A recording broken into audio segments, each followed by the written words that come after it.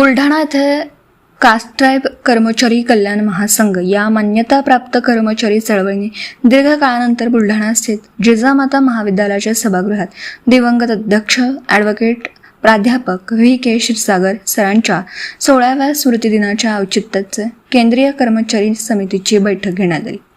2 सत्रात पार पडलेल्या या कार्यक्रमात प्रथम सत्रात अभिवादन सभा आणि स्मृतिग्रंथाचं उपस्थित मान्यवरांच्या हस्ते विमोचन करण्यात आलं.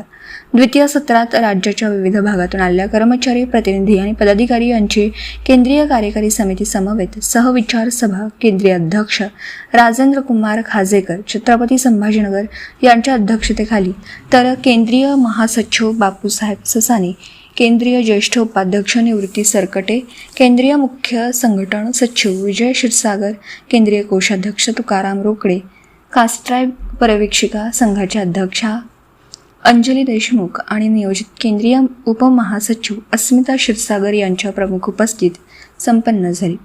यावेळी संचलनकर्त्या अस्मिता क्षीरसागर यांनी उपस्थित मान्यवर अतिथींच्या हस्ते महापुरुषांच्या प्रतिमांचं पूजन करून दिवंगत अध्यक्ष ॲडव्होकेट प्राध्यापक व्ही.के. क्षीरसागर यांच्या प्रतिमेचं पूजन श्रद्धांजली अर्पण करण्यात आली.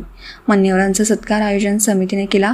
सभेचा प्रास्ताविकता मांडताना राज्याचे मुख्य संघटन सचिव विजय क्षीरसागर यांनी सांगितलं की या चळवळीचा जन्म जडणघडण ही बुलढाण्यातच झाला.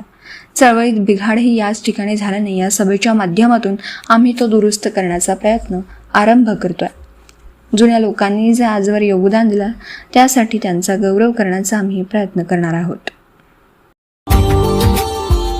Subscribe now and press the bell icon. Never miss an update.